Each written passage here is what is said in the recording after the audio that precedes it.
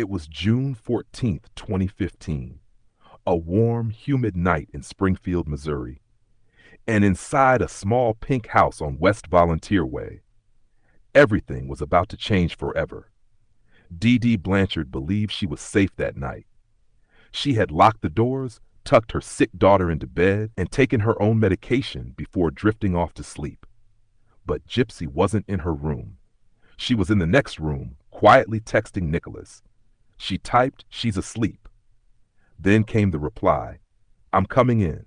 Gypsy's heart raced. Her hands trembled. After all these years of dreaming about freedom, it was finally here. But deep down, she knew this wasn't how freedom was supposed to feel. Nicholas had taken a bus from Wisconsin to Missouri. He carried with him a backpack, and inside it, gloves, duct tape, and the knife Gypsy had mailed to him. The blade was small, but sharp enough to end a life. Gypsy met him quietly at the door, her face pale, her eyes filled with fear. She handed him a pair of gloves and whispered, "She's in her room? Just make it quick." Then she ran to the bathroom, covered her ears, and locked the door. Moments later, the silence of the house shattered.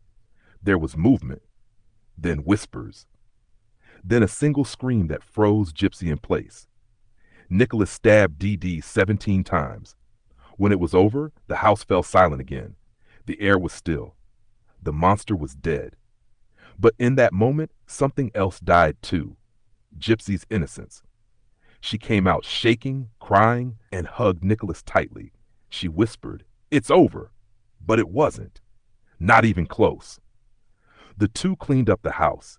Gypsy took $4,000 in cash her mother had hidden and packed a few clothes. Then, hand in hand, they left, stepping out into the humid Missouri night as if escaping a nightmare. They didn't run far. They took a Greyhound bus to Wisconsin, Nicholas's home. On the ride, Gypsy leaned against his shoulder, crying softly. She had wanted freedom her whole life. Now she had it, and it felt hollow. When they arrived, they checked into a cheap motel. Surveillance footage later showed them buying snacks, makeup, and condoms at a nearby store.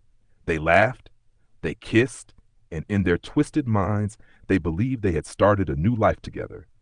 But back in Missouri, Dee Dee's body lay cold and undiscovered. Days passed, and neighbors began to worry. If you want to follow the story from the beginning to the end, click the related video to watch the full story.